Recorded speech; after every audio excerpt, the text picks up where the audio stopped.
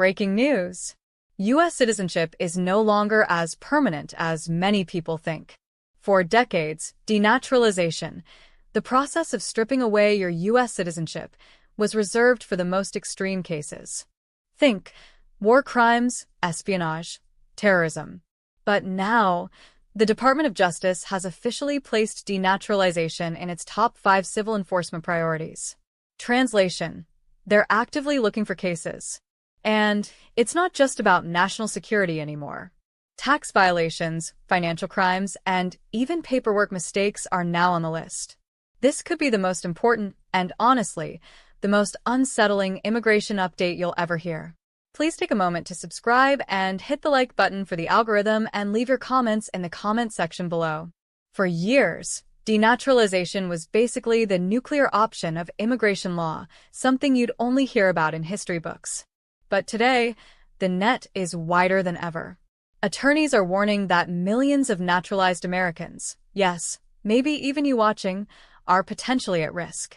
And here's the scary part. There's no expiration date. The government can look back 5, 10, even 20 years before you became a citizen.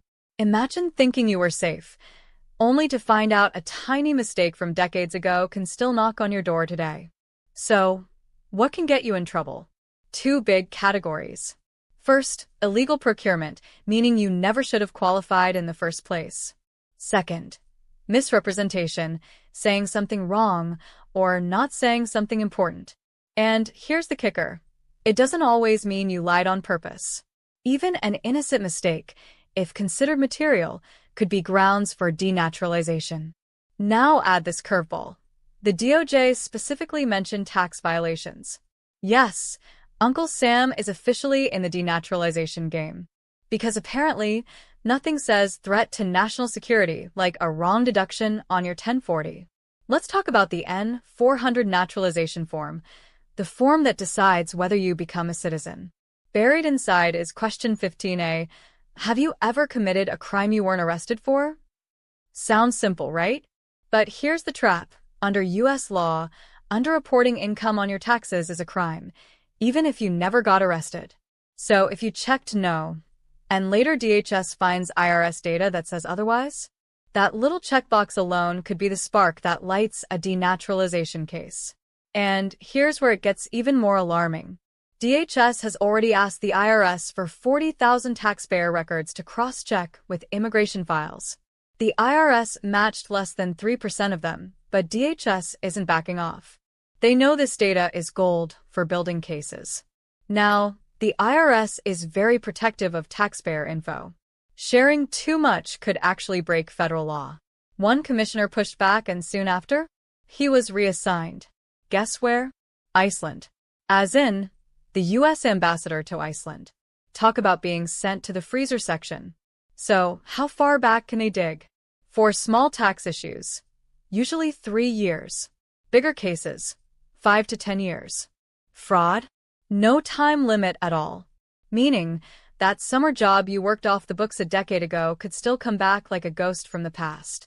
And thanks to modern technology, investigators can cross-check your immigration file, tax filings, and employment history in seconds. The past is never really past anymore. Here's a realistic scenario. You worked a cash job before citizenship, didn't report it, and later swore under oath on the N-400 that you'd never committed a crime. Years later, IRS data doesn't line up. DHS connects the dots and argues. Citizenship obtained illegally. And remember, this is a civil case, not criminal.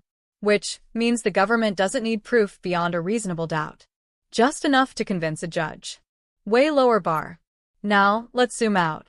There are about 25 million naturalized U.S. citizens, roughly 7% of the population. The government doesn't need to target everyone. With data matching, they can quickly pick high-risk cases. And tax discrepancies?